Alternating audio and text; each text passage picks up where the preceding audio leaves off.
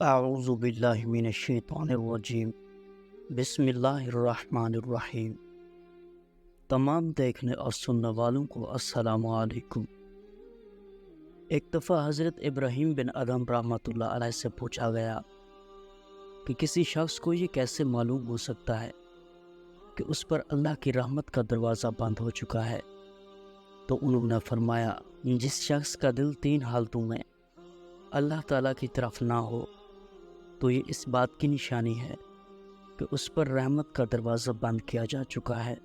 پہلی، قرآن پاک کی تلاوت کے بعد۔ دوسری، نماز پڑھتے وقت۔ تیسری، اللہ تعالیٰ کا ذکر کرتے ہوئے۔ مطلب یہ کہ ہر حالت میں اللہ تعالیٰ کو سچے دل سے یاد رکھنا چاہیے۔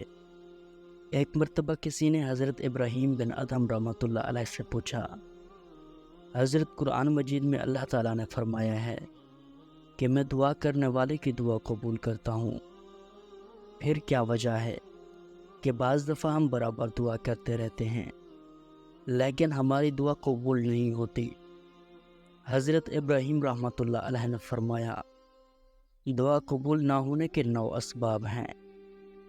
تم اللہ تعالیٰ کو تو جانتے ہو لیکن اس کا حق ادا نہیں کرتے، یعنی جن کاموں کو کرنے کا اس نے حکم دیا ہے وہ نہیں کرتے، اور جن کاموں سے اس نے منع کیا ہے ان سے دور نہیں رہتے۔ نمبر 2، رسول اللہ صلی اللہ علیہ وآلہ وسلم کو پہچانتے ہو اور آپ سے محبت رکھنے کا دعویٰ بھی کرتے ہو مگر آپ کی پیروی نہیں کرتے۔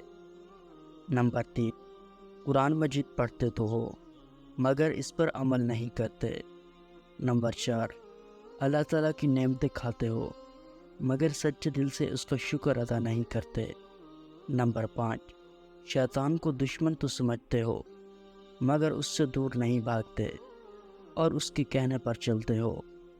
نمبر 6، دوسروں کے عیب ڈھونڈتے ہو اور اپنے عیبوں پر نظر نہیں ڈالتے۔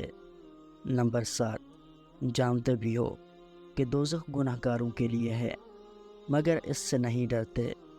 نمبر 8، موت کو برحق سمجھتے ہو لیکن اس کا کوئی سامان نہیں کرتے۔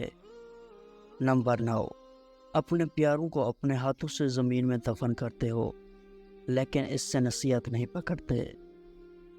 پیارے دوستو، اگر آپ اسلامک ویڈیوز دیکھنا چاہتے ہیں تو اسلامی بندہ یوٹیوب چینل ضرور سبسکرائب کریں۔ شکریہ۔